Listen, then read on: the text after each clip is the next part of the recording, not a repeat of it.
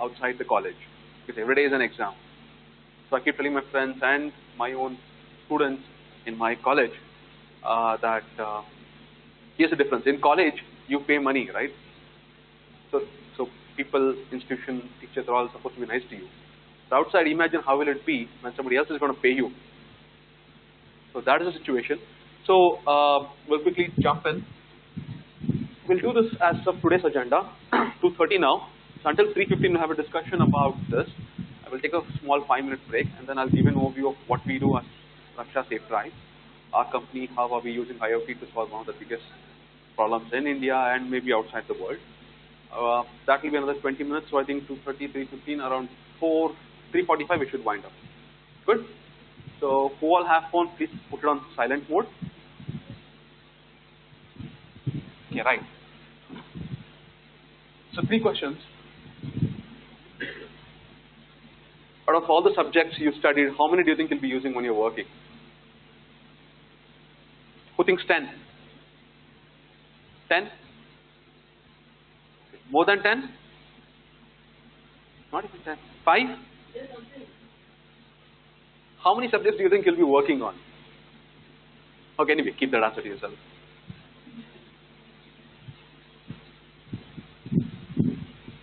So getting a job is just first step, because when you're in here, even your, I don't know, placement coordinator will all be training you for the first job. Beyond that, well, you're supposed to take care of your own and then might not have to come back to college. Third one is, once you joining is just first, it's just the first step. It's like the horse that is being put in the race. Once you're in the race, how will you win it? So these are 3 things which we'll look at answering today, and I'll be very candid.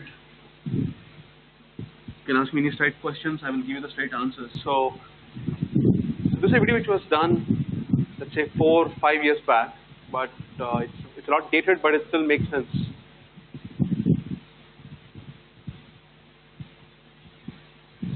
So this is saying about the population of the world.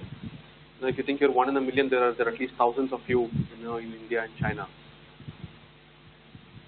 So the English that we speak is the most popular or the most spoken way, and not the way that British or Americans speak.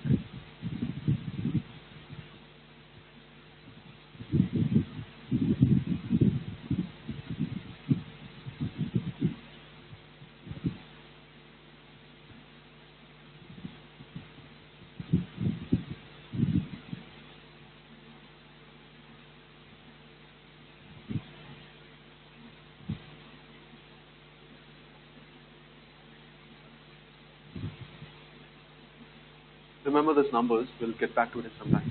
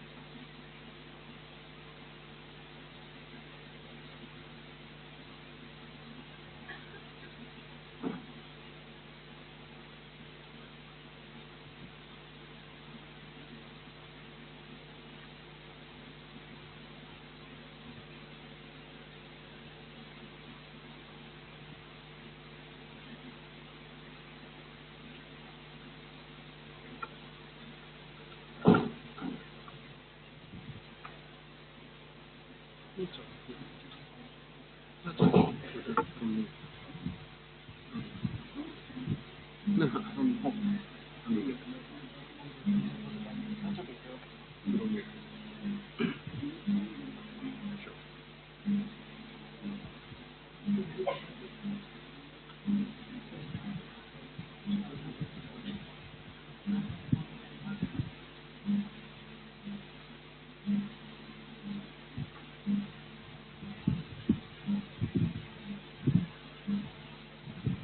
So that was the video. Trust me, the video looks much better with the sound.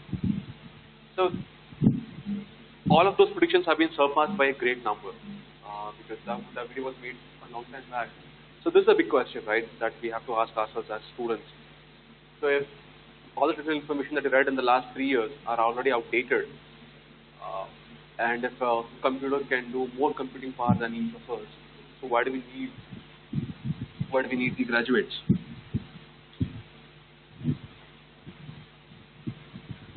So how could it be better than that? So what exactly is it that we can do? So the answer is the one thing that computers can't do or are not doing well enough is lateral thinking. A couple of examples. Uh, we've all traveled in buses, right? Isn't it? So there are many KSRTC buses or any other buses which don't have wiper. Do you know what do they do when it's raining and then there's no wiper? Do you know how do they clean the glass? Nah, not hand. Let's say you're moving in a bus. So if you've not noticed, then notice it next time. They take some soap water, they pour it on the front of the glass. Because of the soap water, the water droplets will flow down right through, it will not stick on the glass. So things like that. Let's say, what is the best way to wipe a glass? Your window in the house. We use newspaper, right? But newspaper was not meant to do that. A computer could not know these things. Uh, People won't believe when things happen. Let's say, for example, Moore's law. This is a law that says that the rate of growth of memory and computing follows a preset model, but that's not supposed to be true. People and machines have made it beyond that. We want people to use right tools. For example, how do you find a needle in a haystack? Engineers, right? All of you? See, we take a big powerful magnet.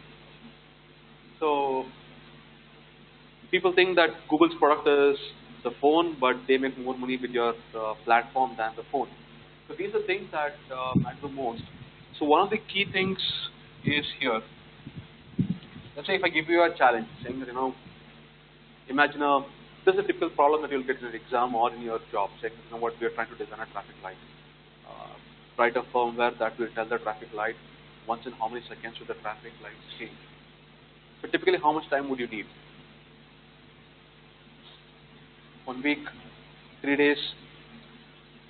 Anyone says who can do it within 3 hours?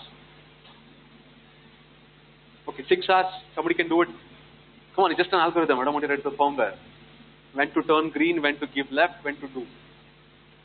6 hours? 1 day? Come on. So the point is, what if I say that you have to come with an answer within 15 minutes? So I don't. What people do is they open up pen and paper, start writing down. Best thing is get out of the room, go to the signal in front of Baswangudi.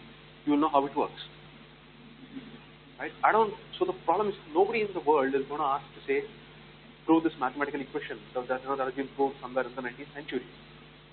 So what you are required to do is use those things, use the tools, use the information you have to build further. So that is exactly what is required in terms of the industry expectations. So this exercise was to say that don't try to reinvent the wheel. Wheel is already built. Use it to do something else, and that what makes you more valuable at the uh, workplace. So to find appropriate jobs, we need to see where we are headed. This world has changed from my father's age to my cousin elder brother's age to my age to my brother's age and then your age. Typically the baby boomers, Gen X, Gen Y, you guys are millennials. So my father typically they didn't have technology when they grew up. Why after they let's say got out of their office, they were introduced to a mobile phone. So my generation, we didn't have computers until we were in, I don't know, 8, 9, 10th standard. So the first time we did any computer programming was when we were in 6th or 7th standard on something called as Fortran and COBOL. Nobody uses that. So my brother's age, he had computer while he was there. But you guys, when you were born, I'm sure the mobile phones were already there, right? Everybody here was born after most of you, right? So yes, so the adoption of technology is so fast. A little bit of history about how things have changed. So in let's say in early 20th century, around 1900, the world population was around 1.5 billion. Today we have crossed 7 billion, which is why the generation is called baby boomers. It took the population 1.5 to 7 billion in no time. So the biggest invention then was the steam engine, which powered the industrial revolution. Up until that time, the problem that humanity everywhere faced was scarcity. We don't have enough goods, we don't have enough crops, we don't have transportation. The world was still a very big, sparse place. The steam engine, the ICE, the internal combustion engine, which led the industrial revolution, brought a different problem. Now we had plenty. These machines for manufacturing it, the durability was fast. So the problems you guys will be solving are not problems of scarcity, but a problem of surplus. So once this revolution got over, the TVs took over, the broadcasting, the TV channels, they just exploded. So now the problem is, now who will buy all these goods that we have?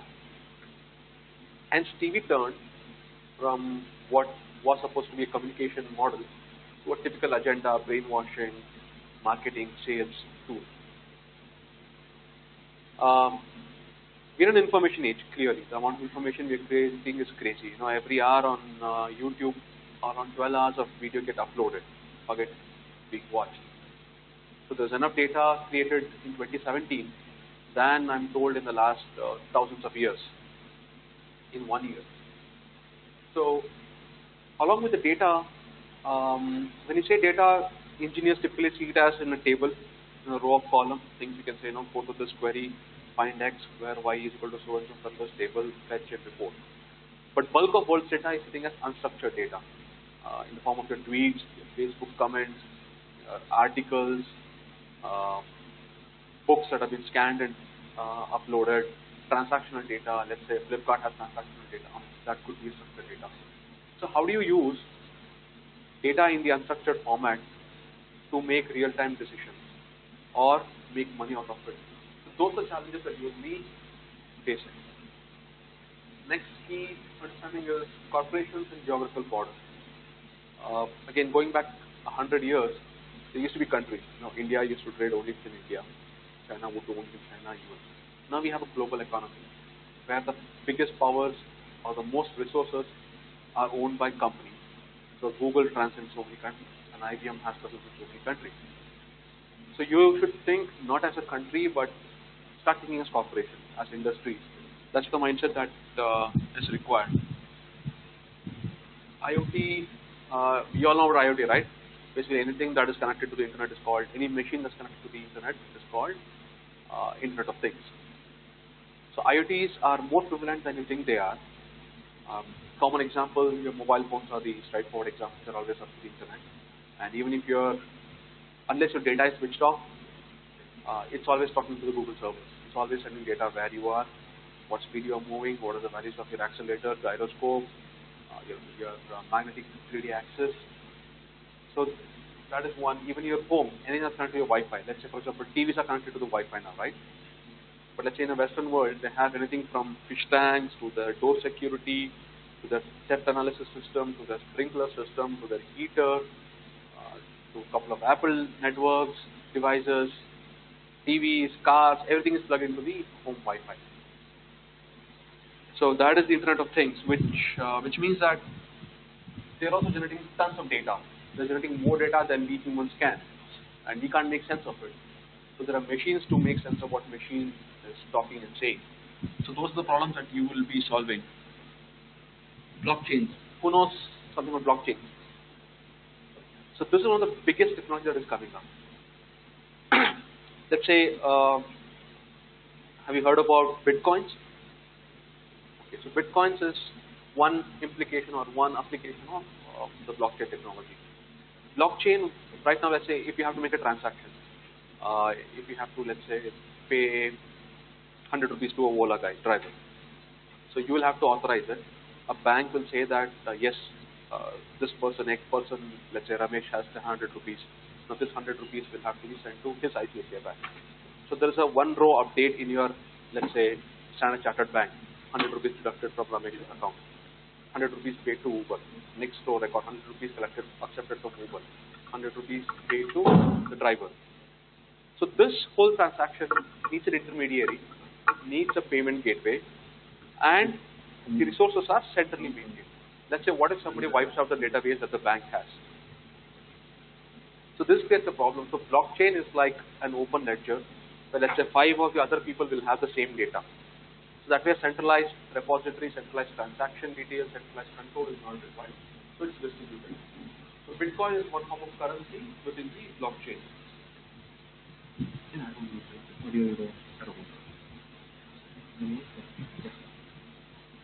So subscription economy, another big change. So people don't, so now you don't really own anything, most of the things that you buy. Let's say an iPhone. It comes with a free clause that says that you should apply updates as soon as you release it. After one, there's iOS X or some model is not supported. Even if your hardware is doing well, that device you can't use it.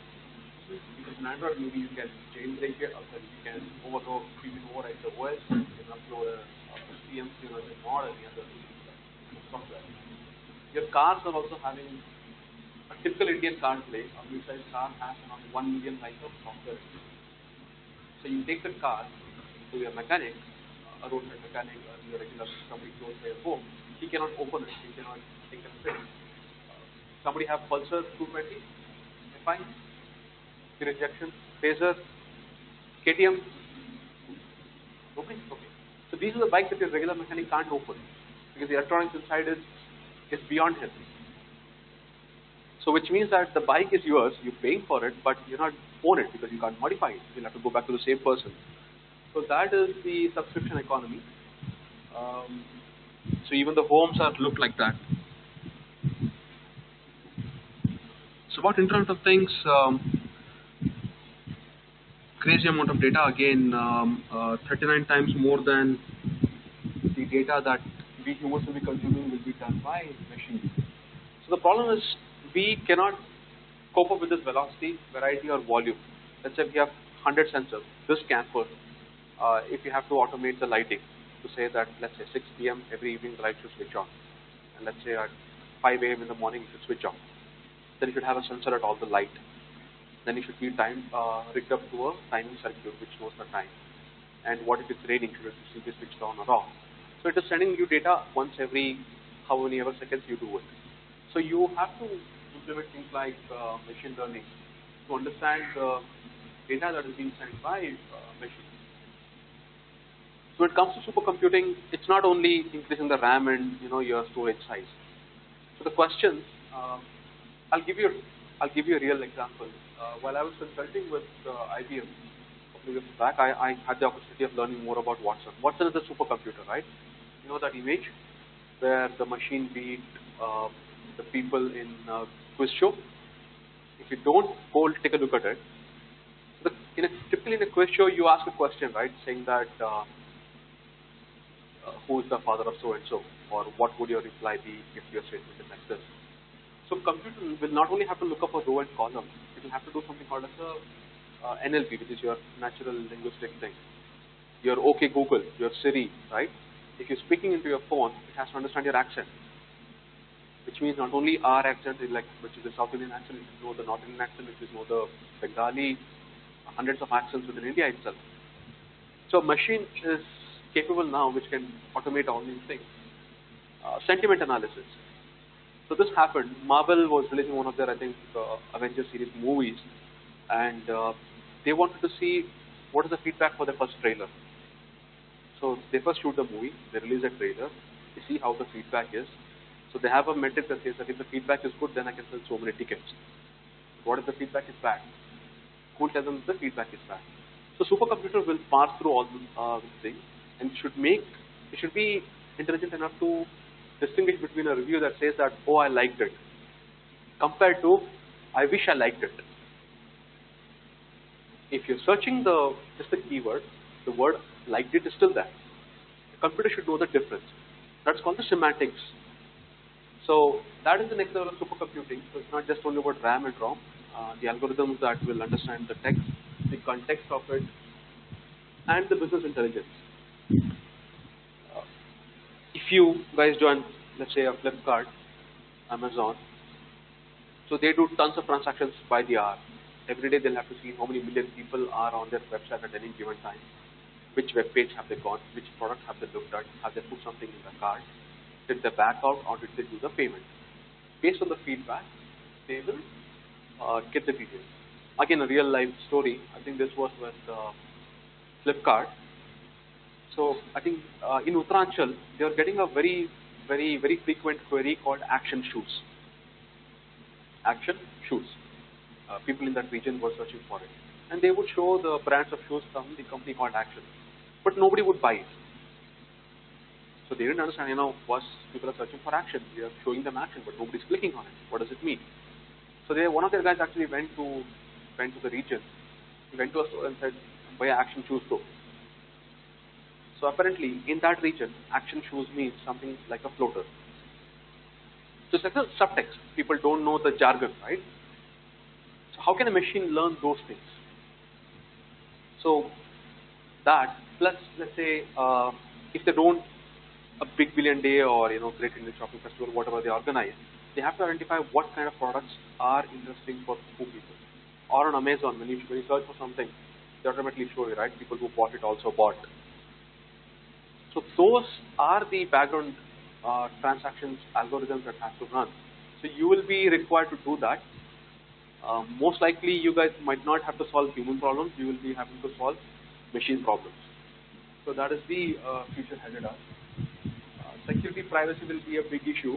I think 2 months back there was a report that a casino in Las Vegas was robbed because they had a vulnerability in their fish tank. The fish tank was connected to the Wi-Fi because they had to regulate the temperature and then increase the water flow or decrease it. Hackers could hack through that, get into the network. They pushed around 14 GB of data from the casino to another remote location. So virtual assistants, all transactions are going to happen through voice. You're not going to type anything anymore. People will just speak. Okay, coming back. So India is a country, clearly. We all become engineers first and then we wonder what we have to really become. So congratulations, people in the back, you've done your 4 years. People in the front, you've done your 2 years. So how do you decide what you want to become? Right? So is there anybody who is sure that, this is what they want to become? How many of you want to go into software engineering? Great. Good. A lot of people. Electronics? Yeah, only one guy. What other fields do you are interested in? Because a lot of people didn't raise your hand. So which means you're unclear, undecided. Are you going to say which of the company first comes? Okay.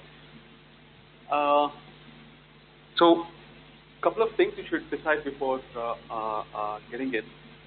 So, how did we join the college? Because my neighbor got into engineering, I got into engineering. My 5 friends with whom I used to play cricket in the school, they joined engineering because I joined engineering.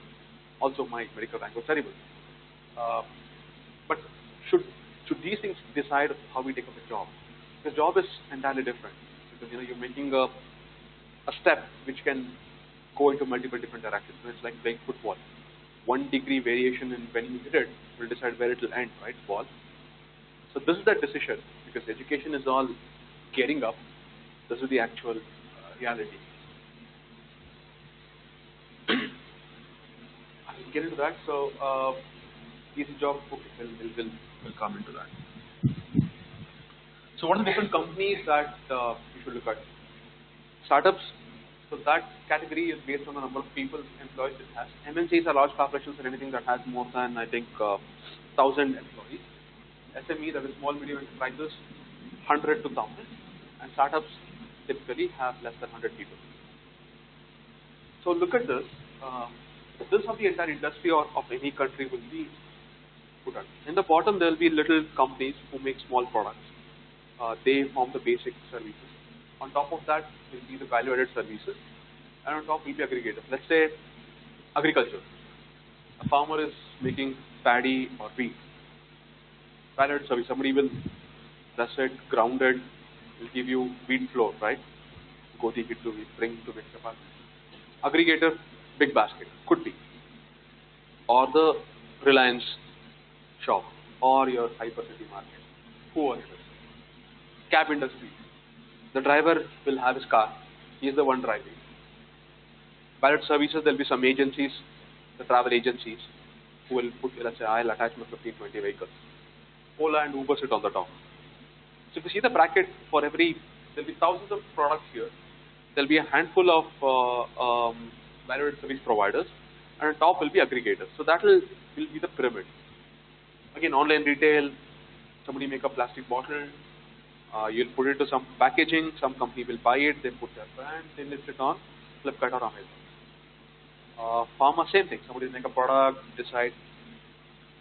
So where will you find most jobs? Clearly, in Indian economy, 40% of the jobs and 45% of the industrial output come from SMEs. So that is the backbone. SME is a small to medium manufacturing plant. So statistically speaking, up to half of you will be working in this sector. So what kind of people are these companies looking, and what in your nature should you have to join this? These are not hard fast rules, but let's say for a startup, the challenge is to bring something new to the industry. So, and they don't have too much of resources. Let's say 10 people should be able to do a proof of concept within 1 month. That is the speed of a startup. And startups, one or at least 8 in 10 startups fail because maybe they didn't do it well, or they didn't have the financial backing, or they did too early, too late, too slow, did not matter much. So the kind of skills they need is somebody who can do a little bit of programming, somebody who can do a bit of web designing, can you do a bit of app also, can you go and get the customer to buy it. So if you have multiple skills, if you are a person who is jack of all trades, then you might better suit a startup. In an SME is a company which knows what needs to be done. Startup is still figuring it out. SME is already sure. They want somebody to increase the sales. They want somebody to scale up the operations. That is a small medium price. MNCs, everything is sorted out. Just hold the fort. So if you're a person who likes to break new ground, wants to make new discoveries, wants to improvise process, startup is the best place. Second best is in SME. If you want to fit in a role, do your 9 to 5 job with least amount of pressures compared to the other two, MNC would be ideal for you. A startup will not have much resources to train you. So when you come in, if you are looking for a startup as your first job,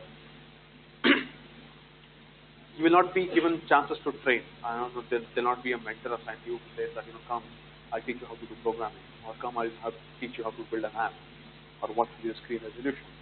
So these are things that you will need to know before. In moderate, MNCs put a lot of effort. For example, when I joined Infosys, they used to give us around 4 months of training. 4 months of, you get the salary also, you just sit in and then pass, get 70%, and then you're happy. The test. Startups and SMEs can't really invest so much. When I mean variable salaries can, if you're a developer, you would usually have a fixed salary. But if you're on the marketing or sales side, it will always be a variable pay, which will be attached to your deliverables and sales target. If you achieve 100% of your sales, then it will mean that you'll get so much more money. SMEs, the flexibility will be less. In MNCs, it will be pretty much fixed. Let's say a software engineer with 2 years of experience will have the 2 years. So that's the reason why MNCs give a job description. They know who they want. Your role is defined there. You could be an amazing singer, you could be an amazing dancer, you could be a salesman, but you're applying for the job of a developer, you're required to only do the job of a development. So your role is fixed, your jobs are listed out, your tasks are there, you have to just go finish it, and you'll be given a fixed amount of pay. That's typically how a big MNC will work. Career growth in the software industry, typically you can count 5 years for each growth level. So what has happened is when I joined my first job, typically it would take 5 years for a software developer to become a project manager. But that was the growth phase, and then the whole IT industry sort of took a back step because there are better ways of doing software, and the market trends were changing. So now the promotions are reduced, the rate of increasing promotions, or how soon you get there, and the number of people hiring both has drastically come down. So in a startup, for example, OA Room, I think the founder is 25-year-old. You know, Bhavish, right? I think the Bansal brothers are also from Flipkart. I think in their late 40s. So Travis Kalanick also is, I think, less than 50, right? I'm in the 80s, but then typically you raise the ladder very high in case of a startup or SME. So next.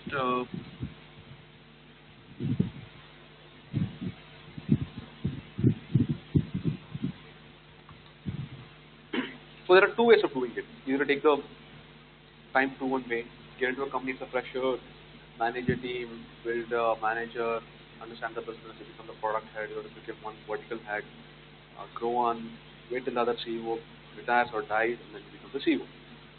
So typically that is the world, but there's a big charm of people who do this. But then these people are mostly the aggregators. They are on the top of the pyramid. The opportunities are very few. So you will have to chart your course.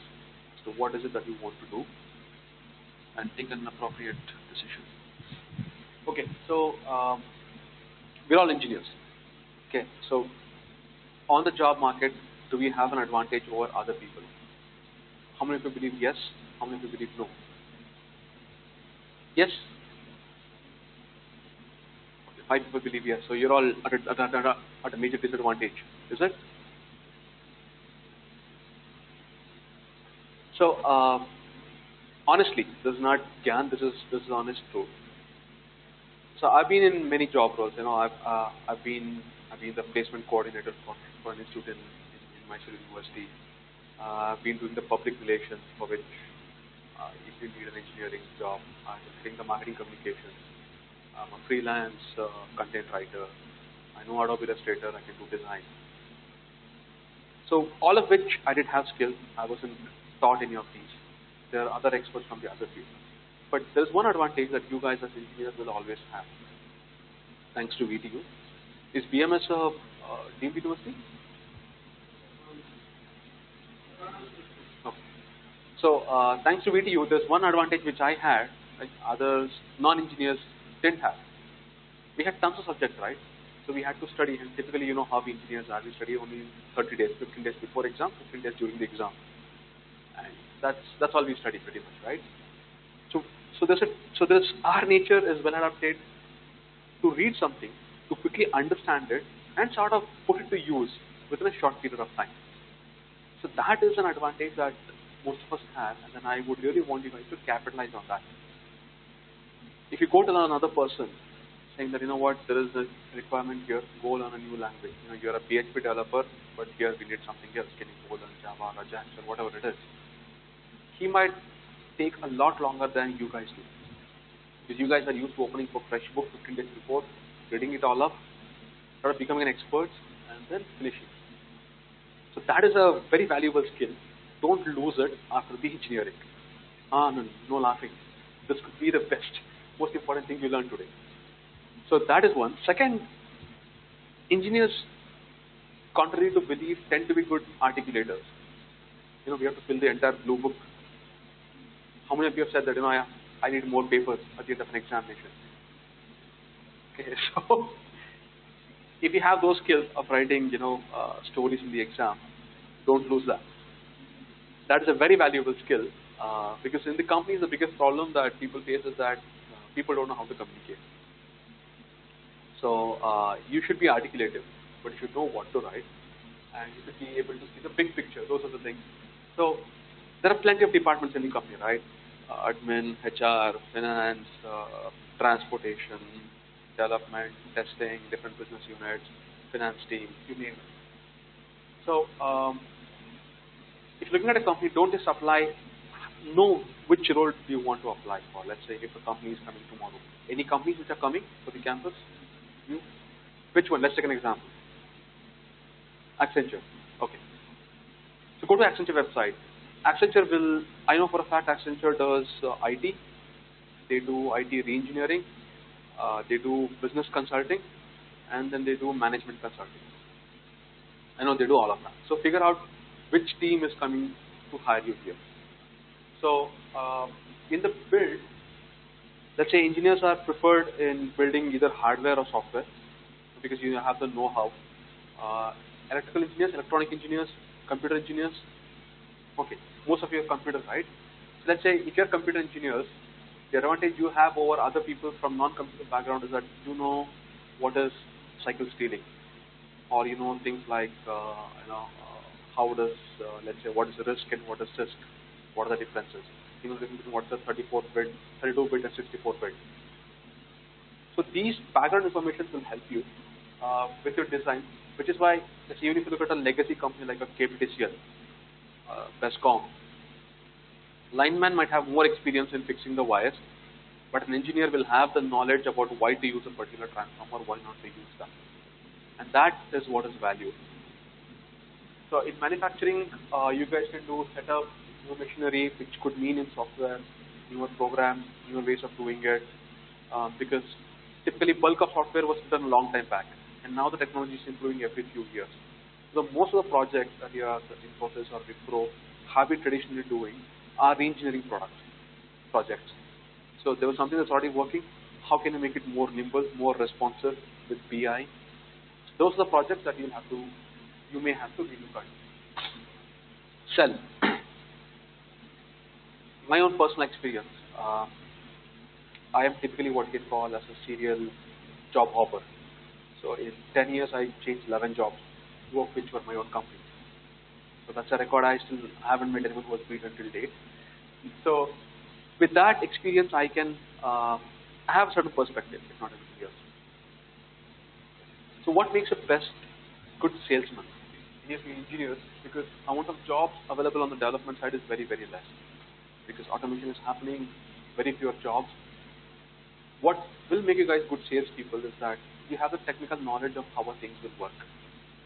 You don't have to sell, let's say, hypothetically, if there's a product. How many of you have heard of Xilinx company? Xilinx. So Cisco, let's say they do routers for industrial things. Cisco does routers for networking products. So typically, if you join Cisco as a pre-sales lead or as a application engineer, you will be required to go to their prospective customer side. Let's say there's a company who's building defense aeroplanes. They will need communication protocol. As Cisco, you'll go and say that, guys, you're building something. Why don't you use our product? You guys will need secure transformation of real-time communication. Our teams will do it. So as engineers, you guys will go and influence the decision and the design making of those products. So that's what is another emerging opportunity. Guys can look at it. Business development. I'm an engineer. I sell IoT products. I go to a customer and I see another salesman from a different background. The advantage that I and you guys all have is that we not only know what it does, we know how it does. The customer asks me, Jayant, can this be customized to do this? I use this secured by 128-bit protocol. How will you solve this with this problem? I have an answer. You guys will, because of your background in engineering, because the concepts remain same, whichever industry, how things work, how things come together, how to take it apart, how to build something on top of that, those will remain the same. Sales and support, same thing. Application engineer, right? It's a very hot. It's a very hot job market. I would suggest you guys take a look at it. Search for application engineer jobs in Bangalore. Which are all the companies. Most of them would be IT product or electronics. So typically, the job here is to go and tell somebody why what you have is a best fit. Remember that Eureka Forbes guys, supposed to come to house and show you the demo of the water filter. So you're typically doing that for high-end IT products. So this, take a photo here of thing. Okay, I haven't done this yet, terrible one. Market research. Let's say I'm in the automobile industry. I need to know if my component can sell in, let's say, Japan, Korea, or North America.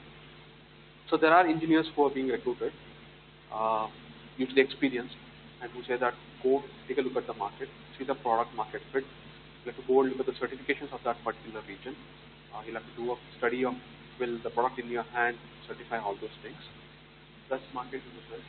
Marketing, the hardcore on ground is even demos, collaterals. Digital marketing. Today, I think an overwhelming percentage of people access information, product information on their mobile phone. The digital marketing is the way to get someone's attention. So that is another angle. Comms, Marcom, you guys have figured it out. Okay, let's take one industry as an example. Software engineering. Typically, software used to be developed as SDLC before, right? Which means that there's a requirements gathering phase, followed by a design phase, then by sign off by the customer, then you build it, then there's unit testing, then you integrate everything, there's integration testing, then you deploy, then there's a phase of product support. That is too old. There are two big problems with that, which means that customer has to know exactly what he wants before the project begins, which is not true in today's case. Did Flipkart knew what they want before they started? No, because the headline said that online bookstore when they started. When they have expanded to everything else. Second problem is that once your typical product development starts, if the client comes back and say, oh, there is more requirement, can you fix it? You'll not be able to do that because you've already signed off on it. So SDLC is sort of gone. Now Agile is what is picking up.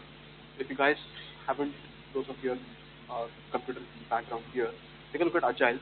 It's very exact same thing, but it's done very differently. So take a look at that. If you learn a bit of Agile, there are free courses that you guys should look up on Udemy, Khan's Academy. There is Lynda, Lynda. So take a look at these portals. They will give you the tools, techniques for self-learning, and these will be helpful. Any questions on the roles? You know what a BA is, business analyst? That's again a high-paying job role. Typically here, there'll be clients who come and say the requirements that will be purely in a marketing or business perspective. So there has to be a person who will have to translate that into requirements from a technical standpoint of view. If I say that,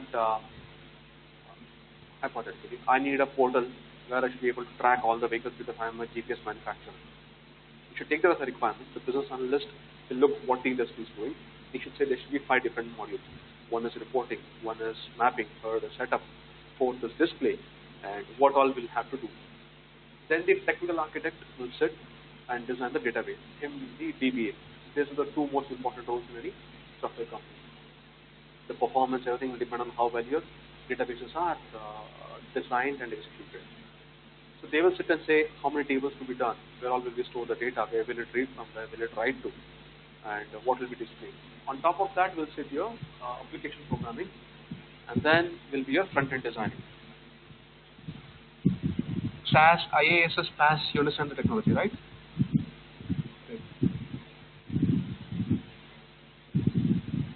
So this is the recent thing which I found.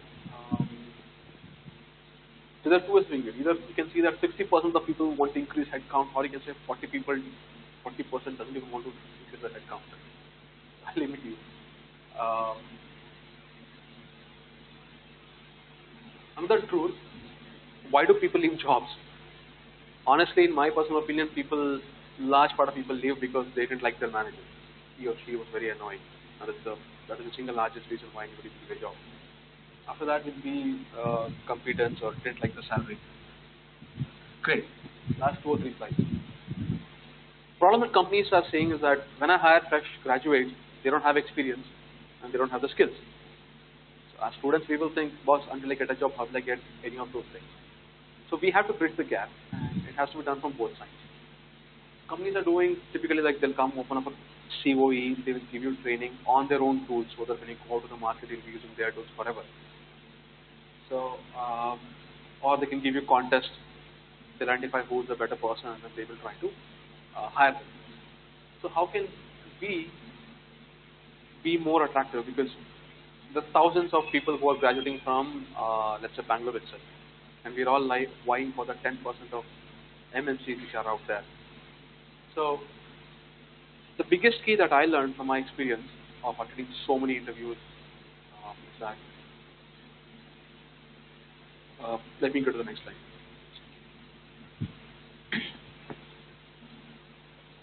There are two things which you have to say. Two things will get you into any job. You have done this before, I can do it better than the other guy. Two things. I have done this before, I can do it better than the other person. So how can we do that? How can we be earning before you get out of college? Right now you have plenty of free time on your hands. You could be in second year, you could be in fourth year, you could be in final year, you could be in any year. You have plenty of time on your hands. What does it take you to get listed on any of these portals? Have you heard of these? Anybody listed on these portals? What do you do?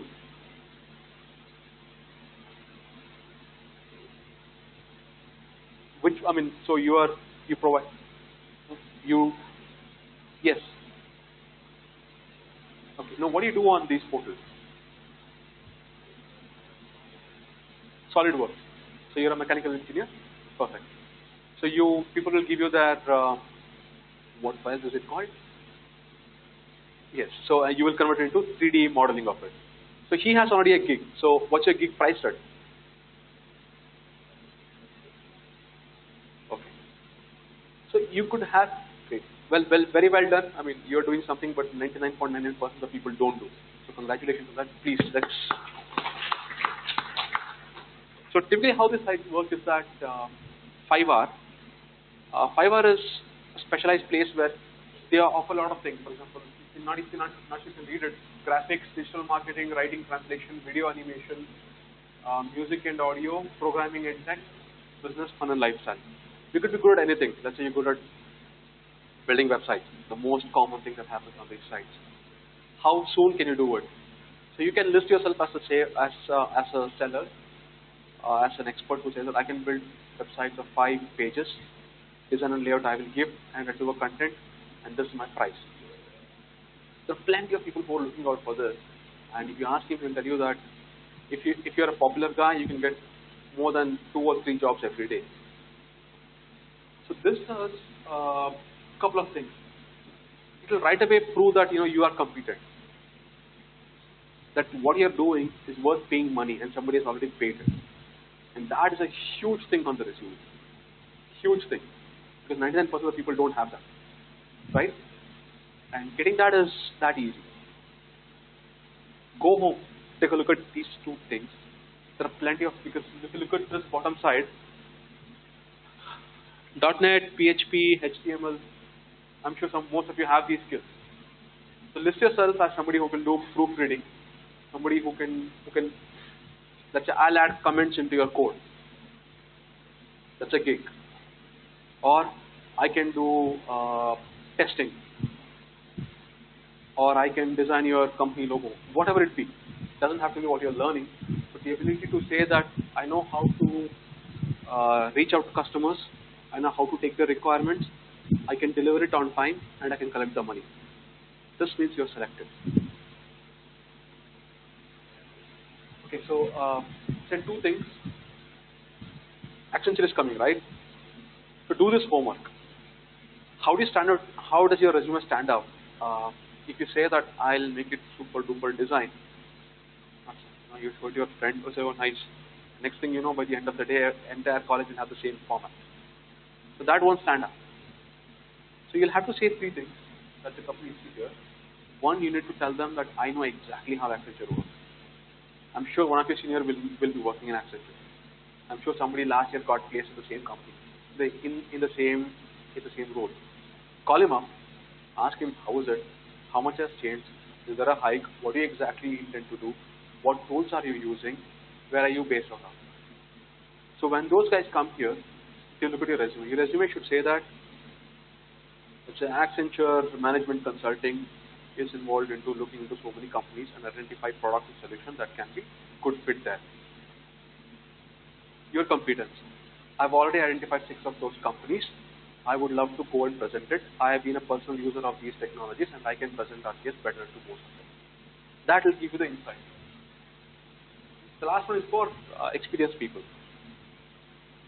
So when you're freshers, because they don't know how else to judge you, they'll give you things like aptitude, HR, skill, technical examination. All of those things are unnecessary. I mean, once you have one job experience, none of that will matter. Nobody is going to ask if you have new test. Nobody is going to make you solve the Shakuntala Devi problems. It's all unnecessary. Uh, Two things you'll have to say. All your resume will have to come down to this. Will you save money or will you help them make money? So these three things you put in your resume, you can definitely. So now, quick questions. I need 5 answers from you before I'll give you my opinion for all of those things. How many of you think you'll have to stick to one job? Or how many of you want to stick to one job? Because I'm sure my father did it, my mom did it. My mom worked in the same bank for 32 years. So nobody wants to stay in one company. So then why would you, second question, why do you think you should change a job?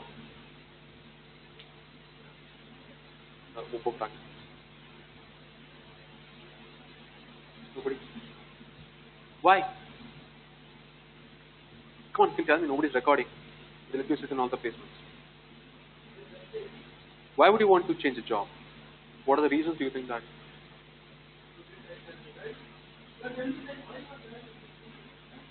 Higher salary. Okay, give me 4 more reasons.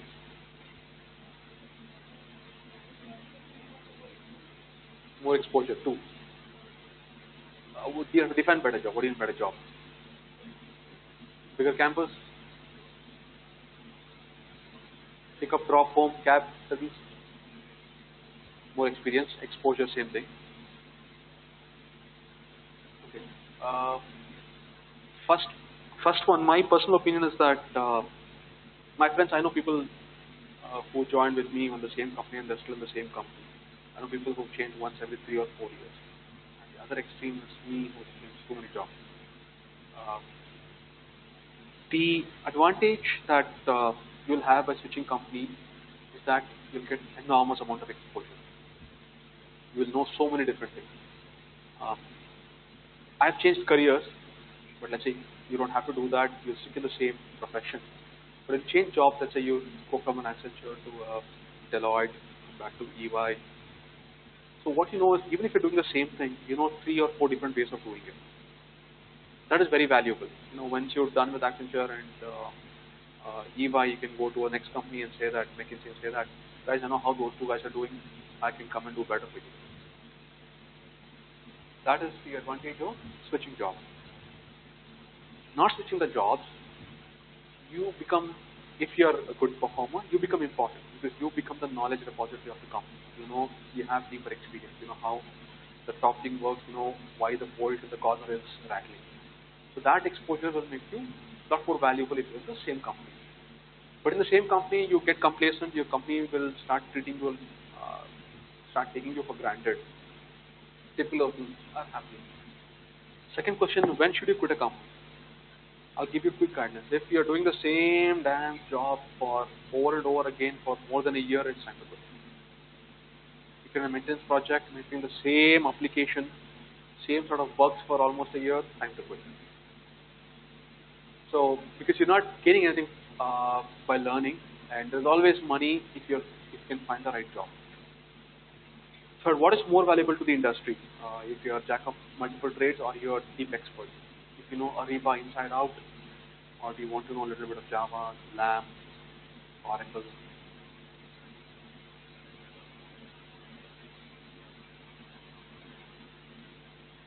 And jack of multiple trades are more wanted in an SME startup scenario. Experts are wanted in an MNC scenario. So let's say there's a COBOL, Kix, JSC, or DB2 program written somewhere in the 1940s, and it was built with crores of rupees. You have to maintain it. You need experts there.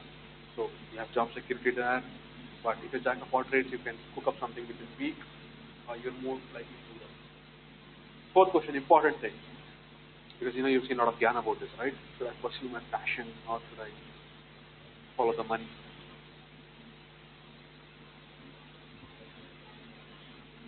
Okay. You're saying what the Bollywood is saying, huh? So there's one thread, okay? Let's say photography is your passion. It's just like that guy in 3 Idiots. You want to take photographs and then you want to make money out of it. But the problem is, you can't make money by shooting wild animals. You're not going to shoot wild animals on a daily basis. So typically, you'll end up doing that, shadi ka photography. You're standing on a stool. Next. Same goes with every passion. If passion, let's say, my passion is biking. I want to go do adventure things. Actually, one of my previous companies was called Unventured. It's still doing well. So we used to take cycling, scuba diving, hiking tours for Indians and foreigners in India. So I cycled the Ladakh region. I've deep dived. I'm a certified scuba diver in the Andaman. I've done a motorcycle trip solo from Kashmir to Kanyakumari non-stop. But that's passion. I try to make that as profession. Problem is, you won't enjoy your passion. You'll be worried about how to manage things. You'll have to do 100 other things which are not your passion. It's a word of caution. Personally, I would say follow the money.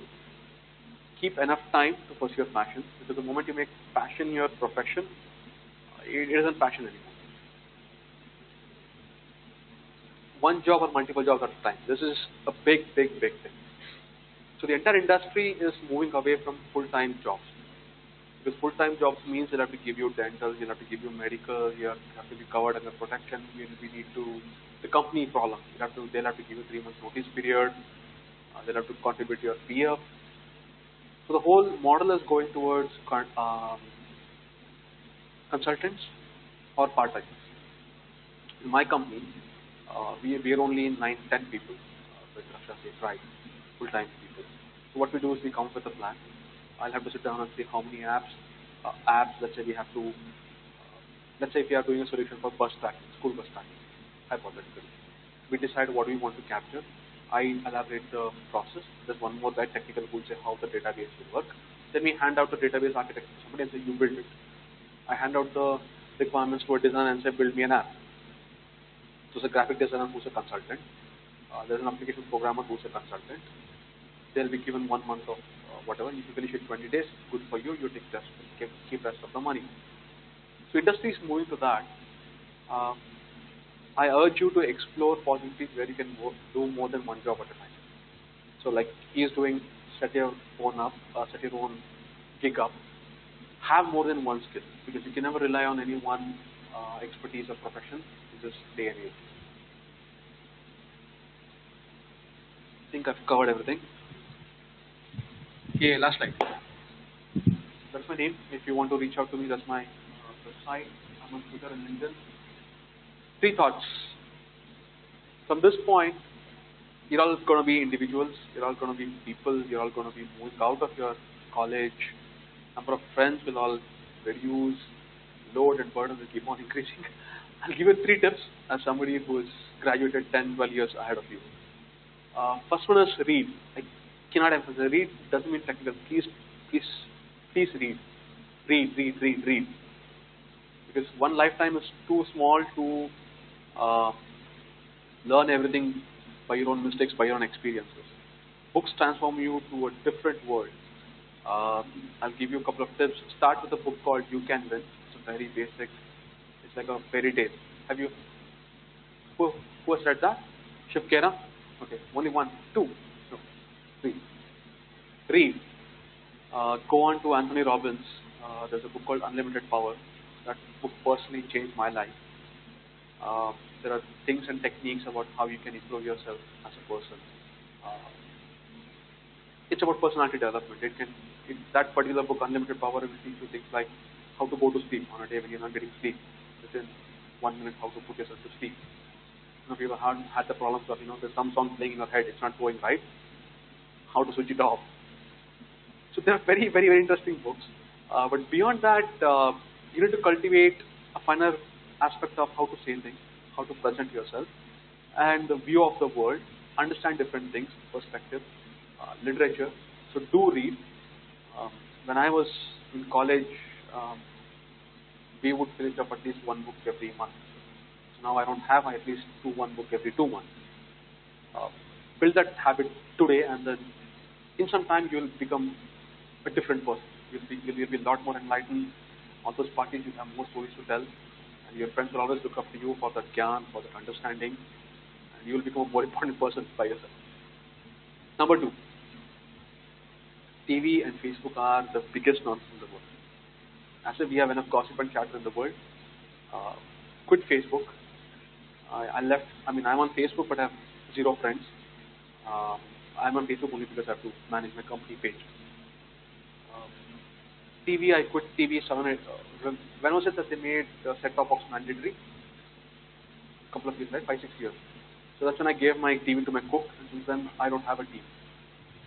These two, lack of these two will free up plenty of your time, and that's when you invest in other things. Last one, pick up a sports, adventure, something outdoor, because your lives are all totally virtual, on the phone, on the computer. Your physical activity, your physical health is absolutely essential to life. Absolutely, your mental state of mind also depends on how good you are physically. Uh, Cycling, marathon, swimming, hiking, anything, but you have to be outdoor at least once a week. Find your friends, put up a net, play shuttle, play cricket, whatever it takes, but these two things will help you a lot. So any questions on the jobs and resume part? If you have, okay, one homework for those who want to do. Sit alone for 15 minutes. Um, Imagine you're going to your job. Imagine 5 years from now. Okay, don't imagine where you'll be. That is tough. But think, what is the ideal job that you want to be doing? So if I were to do that, I would imagine going myself to the office, which I would imagine is very close to my house. So write those things down. Office close by.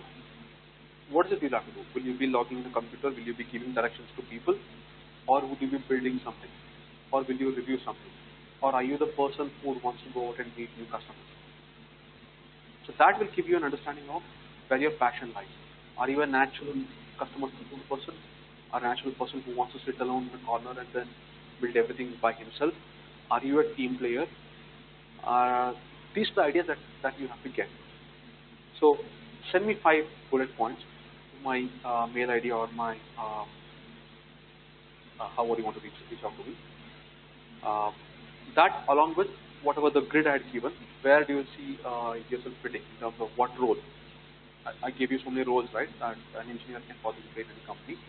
If you give me those two things, I will personally get back to anybody who writes to me with 3 or 4 job opportunities that he can do, and 1 or 2 maybe gigs that you can do to make money right now using those skills. So that's it. Thank you. We'll break for 5 minutes, and those of you who are still brave enough to come back, there's 15 more minutes of gyan about what my company does, how IoT works in the real field, and yeah, that's it. Okay, thank you everyone.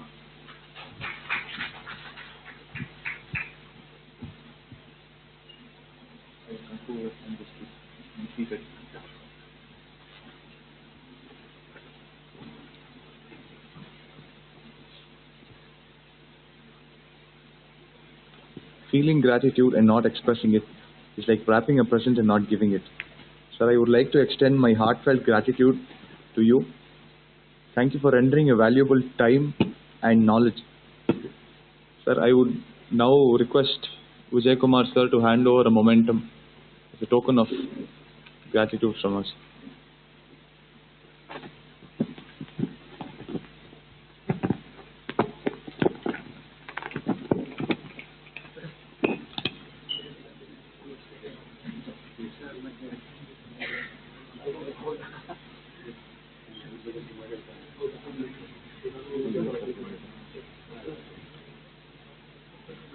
Round of applause, ladies and gentlemen.